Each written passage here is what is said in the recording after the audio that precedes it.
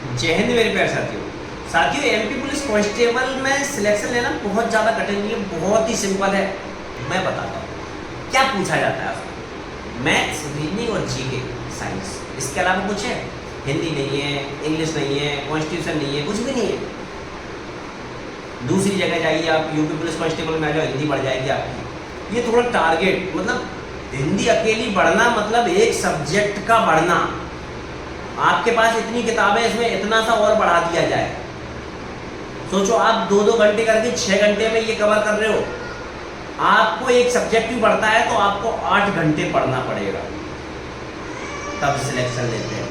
तो MP police constable में क्या है? मैथ्स, रीजनिंग जो हम बेसिक पढ़ते आते हैं। रीजनिंग नया होता है, लेकिन रीजनिंग इतना सिंपल होता है, बस एक बार कंसेप्ट माइंड में सेट होना चाहिए।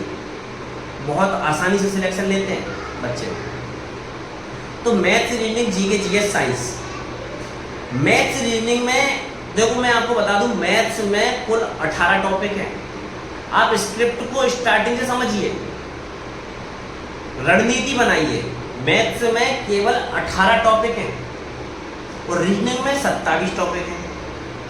साइंस की बात की जाए तो साइंस में कुछ ज़्यादा 12-15 टॉपिक के आसपास हैं, बस, और कुछ भी नहीं है, लेकिन थोड़ा डीपली रहते हैं। तो उसको अगर आप टॉपिक वाइज अगर कवर करना चाहो तो आपको इतना डीपली नहीं पूछा जाता। उसको तो फैक्ट में पढ़िएगा ना साइंस को, कोई बेटर है, क्योंकि साइंस के क्वेश्चन फैक्ट में ही पूछे जाते हैं।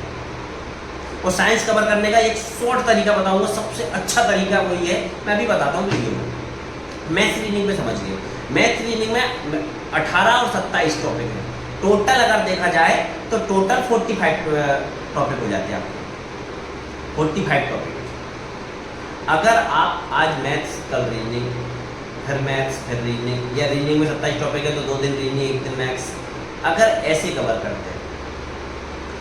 ऐसा नहीं करना है तो मैथ्स को 1.5 घंटे दो, रीजनिंग को 1.5 घंटे दो।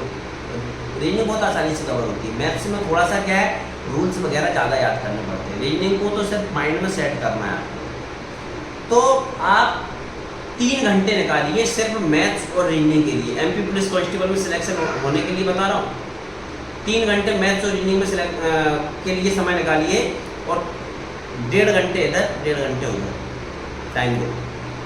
आप 30 दिन के अंदर, 30 दिन के अंदर आप लगभग आपकी आधी रीजनिंग खत्म कर देंगे। 27 टॉपिक है, आधा आधा टॉपिक ऐसे करते चलेंगे, लगभग आप 10 से 15 टॉपिक खत्म कर देंगे।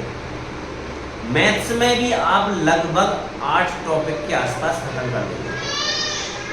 दूसरा महीना, 2 महीने अगर आपने किया, 60 दिन आप आपका मैथ्स रीजनिंग एक बार पूरा खत्म कर देंगे, अगर रूटीन से आप पढ़ते हैं तो।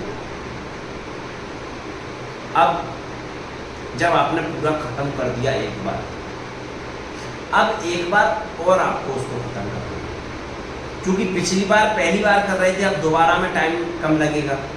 अब आप 1 महीना और करेंगे ना, 1 महीने में सिर्फ रिवीजन टाइप का आप करेंगे, सिर्फ प्रैक्टिस करना है आपको, खत्म।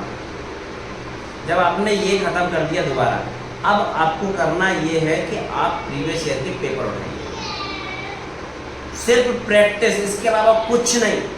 अभी आप टॉपिक वाइज प्रैक्टिस कर रहे थे, अब आप डायरेक्ट पूरा पेपर प्रैक्टिस में लाएंगे।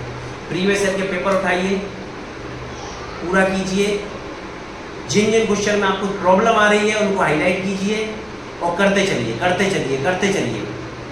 फिर उसके बाद रिजल्ट देखिए, आप 65% पे पहुंच रहे हैं, 70% पे पहुंच रहे हैं, 80 पे पहुंच रहे हैं या 90 पे पहुंच रहे हैं।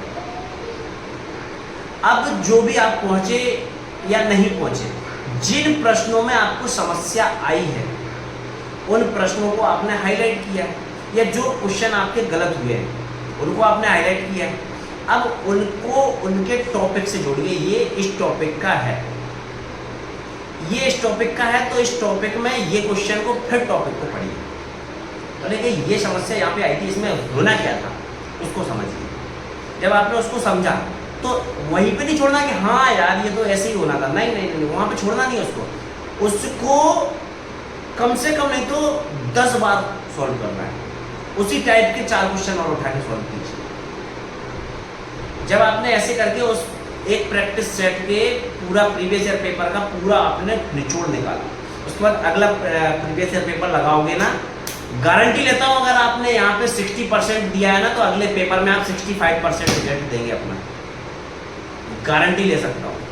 और जब आपने अगले पेपर में इतना किया प्रीवियस पेपर में, तो वहाँ पे अगर आप 65 कर रहे हैं तो फिर से उसको अगर कमियां निकाल के और ऐसे करेंगे तो लगभग 65, 70, 75 ऐसे करते करते आप 1.5 से 2 महीने में आप 90, 95 स्कोर करेंगे। अब बोलो कितना टाइम हो गया?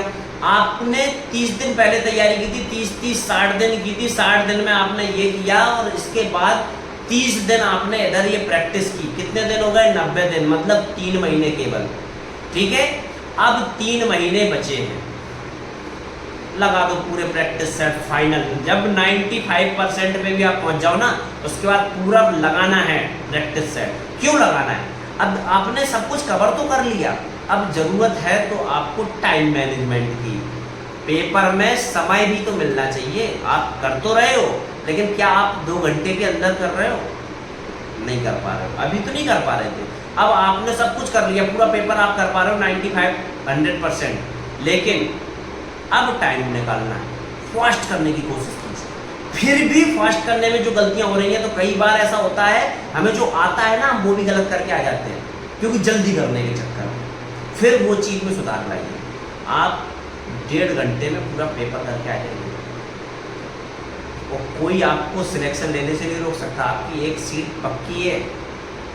अगर मैंने इस वीडियो में कुछ गलत बताया हो तो आप कमेंट में डायरेक्टली लिख सकते हैं, बस ध्यान से अगर आपने वीडियो पूरा सुना हो तो ज़्यादा तो कुछ नहीं कहूँगा। बेहतर तरीके से आप तैयारी करिए, माता पिता का नाम लेके।